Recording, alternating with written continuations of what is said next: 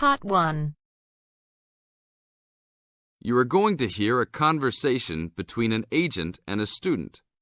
First, you have some time to look at questions 1 to 6.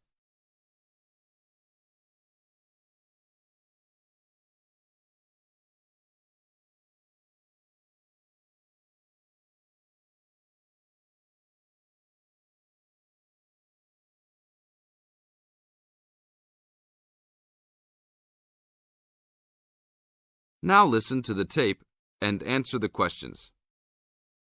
Good afternoon.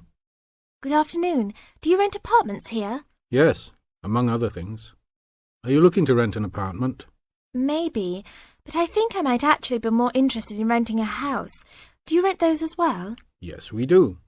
Will you be renting alone? No, I have 2 friends that will live with me, but I'll be the primary renter. My friends don't have a source of income, which is kind of disappointing, but I do. I'm an artist, and I've already sold a number of paintings. I just moved to town to try to get more of my work shown. Oh, so you would like to be near the uptown area? That's where most of the galleries are, right? Yes, and there's a large area of homes only a couple of blocks away. Great. I don't have a car, so I prefer being within biking distance of the galleries.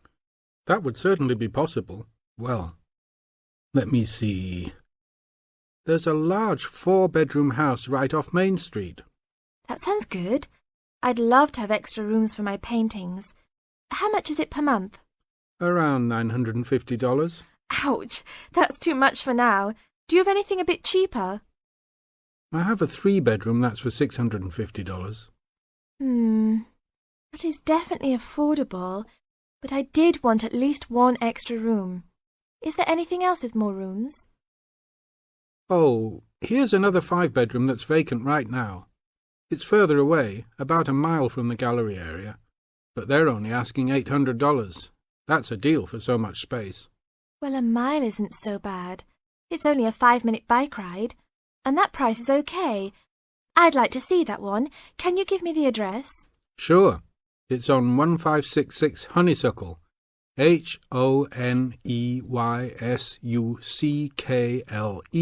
Drive, Wood Heights.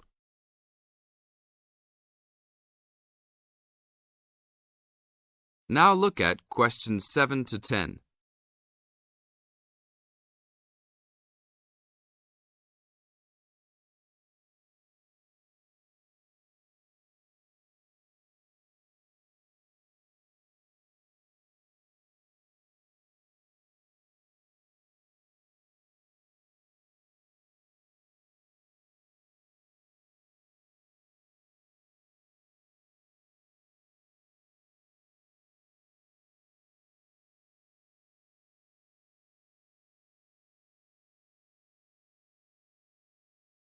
As the talk continues, answer questions 7 to 10.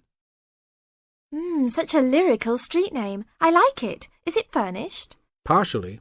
It has a couch and chairs, a dining table, refrigerator and stove, a wardrobe, a couple of dressers and such, but no beds. Does it have a washer and dryer? It doesn't say here. But why don't you go and take a look? Here's a key. Just bring it back today before 5. We'll do that. An hour or 2 later. Hi, you're back. How did you like it? A lot. But I know why it's listed so low. A couple of windows are broken and they definitely need to be fixed. I'm surprised no one has broken into the house and taken anything. That should be fixed right away.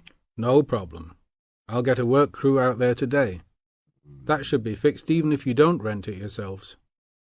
Did they have a washer and dryer?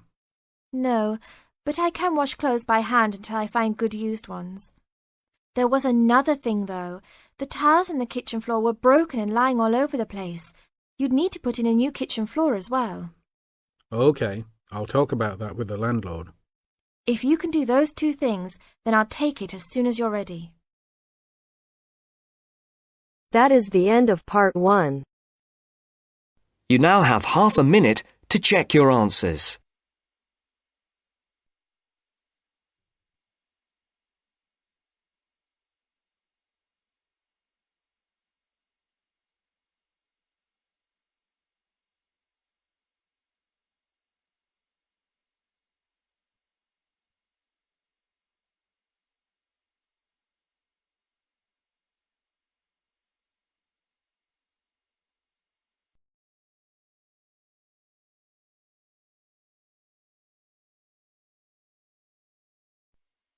Now turns to Part 2.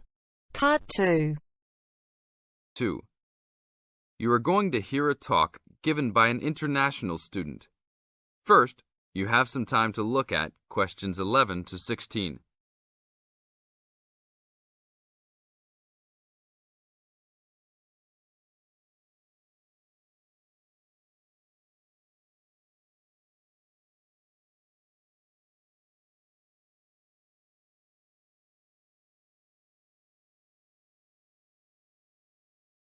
Now listen to the tape and answer the questions.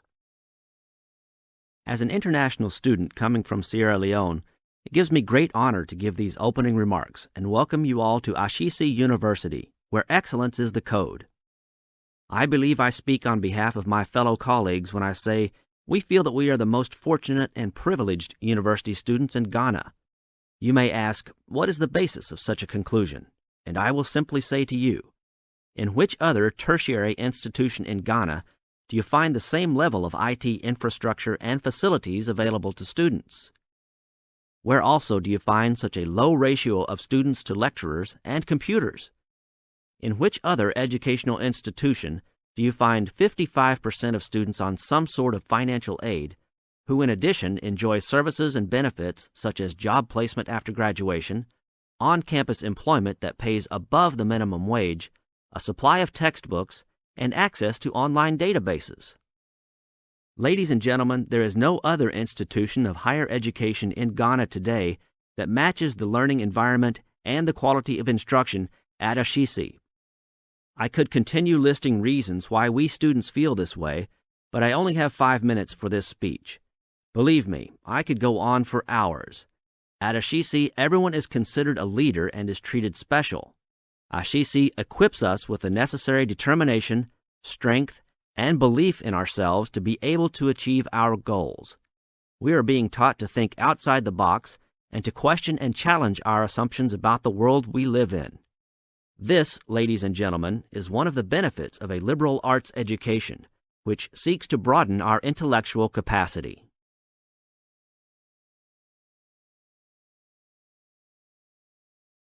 Now look at questions 17 to 20.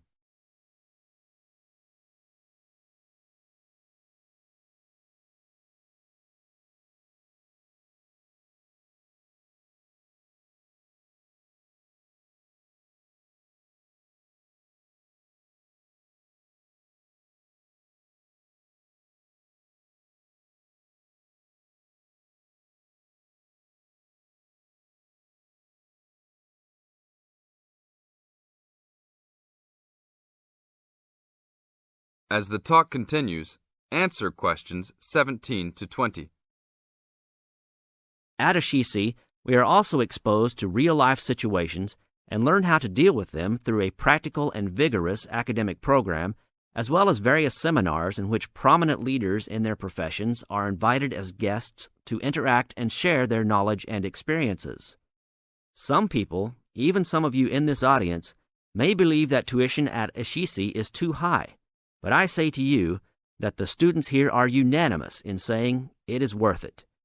Not because we all come from well-to-do families, but because when it comes to one's education, you need to aim at getting the best from the right place.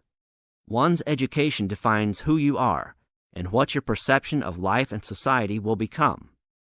Ashesi offers us a top-quality education which meets high international standards.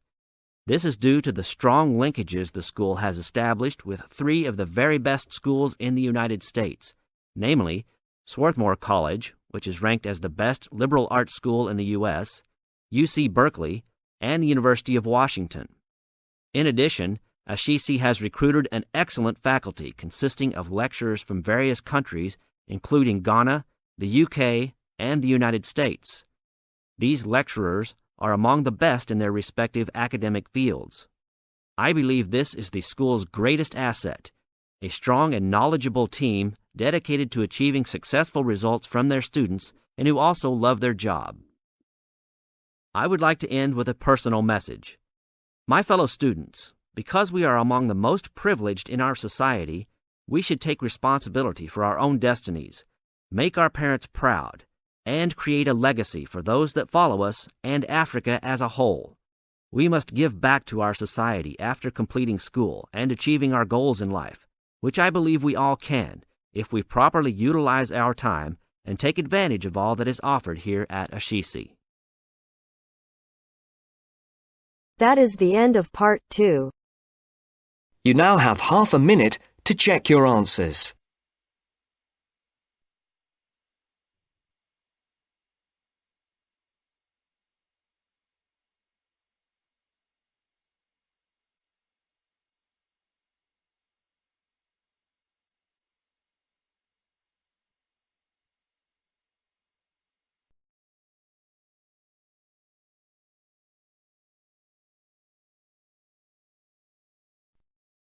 Now turns to part 3. Part 3. You will hear a discussion between two work colleagues and their manager about the restructuring of their company. First, you have some time to look at questions 21 to 25.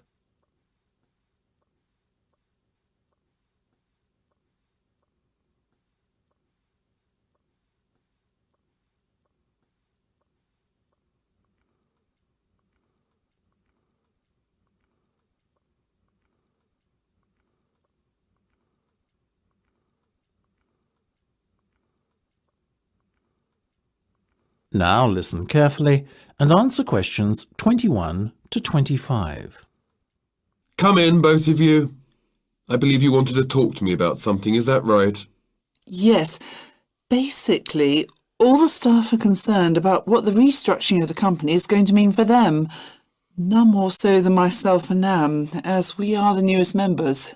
As I said to all staff at the meeting last week, there's no cause for concern. There will be no compulsory redundancies. All redundancies will be on a voluntary basis.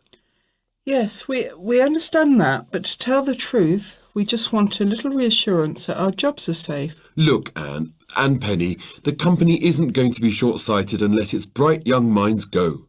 Besides, we've already met our target for the number of voluntary redundancies we want to secure. In fact, there's a waiting list. You know as well as I do that the age profile of staff at this company needs to come down. A lot of our employees are close to retirement age and are just going through the motions until they can take their pensions. That's why we decided on this redundancy initiative. We want to encourage those that would be happy to leave to do so and employ younger, more motivated staff. I guess that makes us feel a little better. But we're also worried about the upcoming salary review. What will it mean for us? Given the fact that the company's motivation for this restructuring initiative is not to cut costs, you needn't be worried that there will be a negative effect on your salaries.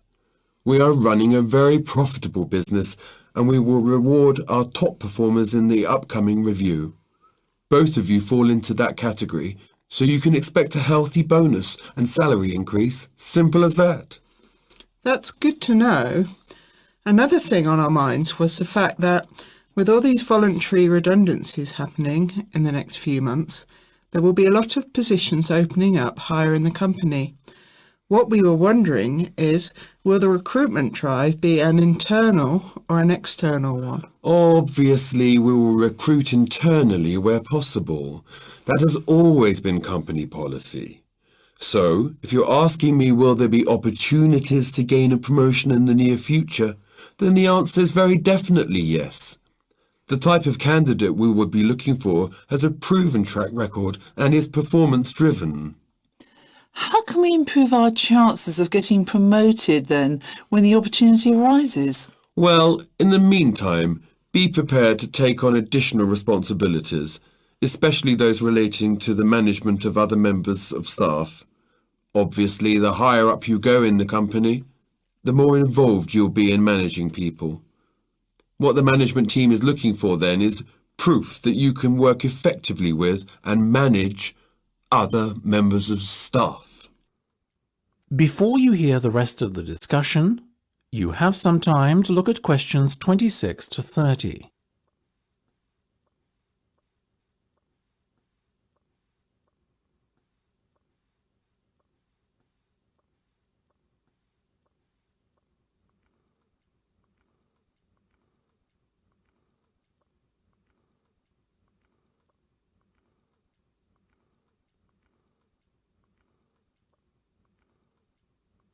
Now listen and answer questions 26 to 30. One more thing. Go on. This project you've given us to manage, is it a test of our abilities? I guess you could say it is a test of sorts, but look at it more as a chance for you to prove yourselves. Actually, now that I have you both here in private, can we talk about that a bit? Of course. OK, Penny, let's start with you. Has the timescale been agreed yet? Yes. You said we have a total of 8 weeks to bring the product to launch, so we've decided to allocate 3 weeks at the beginning to product research and prototype testing. Very good. Then after that, we are going to spend a further 3 weeks formulating our marketing strategy and doing some research and testing on a sample of the target market itself to get some feedback. And presumably the last 2 weeks will be devoted to the launch? Exactly. Now, let's talk estimated costs. Well, you've given us a total budget of £100,000. Of that, we're allocating 50% to product development and testing, a further 25% to marketing, and £25,000 will be spent on the launch. Penny, give me a breakdown of the launch costs, would you? Sure. £10,000 will be spent on hiring and decorating the venue, £10,000 will be spent on promotional work, and the remaining money will be used to pay for catering and administrative costs. I'm very happy with that, to be honest. As I said, you guys should stop worrying. You're doing a fantastic job, so keep it up.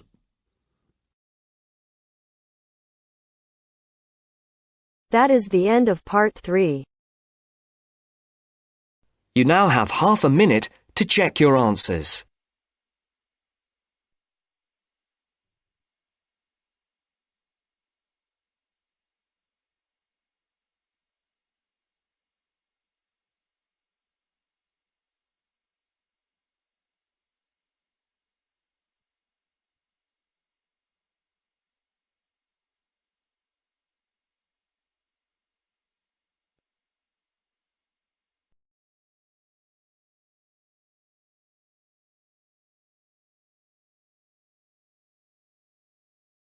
Now turns to part 4. Part 4.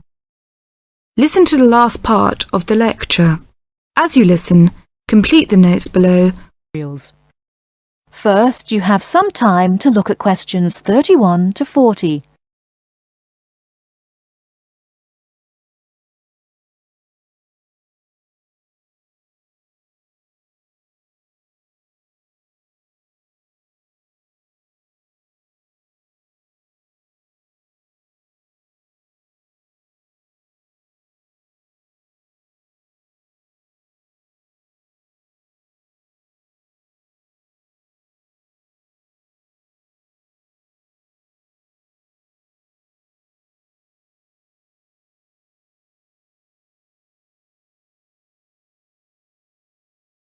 Now, listen carefully and answer questions 31 to 40. Last time I said that a lot of Irish people left the country and went to England, America and many other foreign countries. Today I'd like to talk about the emigration. The effects of immigration were not all bad.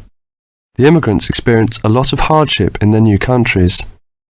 There is a famous story about a park in Shanghai, where Chinese and dogs were not allowed. Well, in England, until into the 1950s, signs for jobs sometimes read, "Irish need not apply." The immigrants often experienced discrimination, but they formed many organisations to look after their fellow immigrants. Many of these organisations later became very important. In America, the Irish chose politics as the way forward, and significant cities were controlled by Irish politicians. This movement reached its peak with the election of John F. Kennedy in 1960. His grandparents came from Ireland, and his election had a significant impact in Ireland, helping the process of recovery of self-confidence which we have today. Today, there are 70 million people of Irish descent living outside Ireland. In America alone, there are 40 million people, and 10 million of these people have 100% Irish background. They carried the culture of their home country with them and adapted it to their new home. They made changes which would be unthinkable in the home country, and we often laughed at the Yankees' Irishness.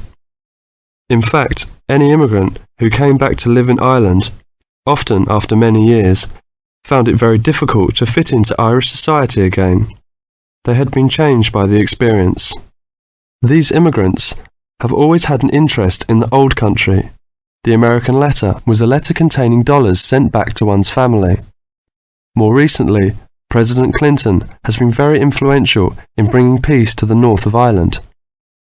Riverdance itself was the idea of a dancer who was American, who applied American methods to traditional dancing, and the fusion was immediately popular. Modern Ireland has been able to use the disaster of the last century to learn modern marketing techniques and apply them, without at the same time losing what is distinctive about itself. Riverdance is a demonstration of that distinctiveness. That is the end of part 4. You now have half a minute to check your answers.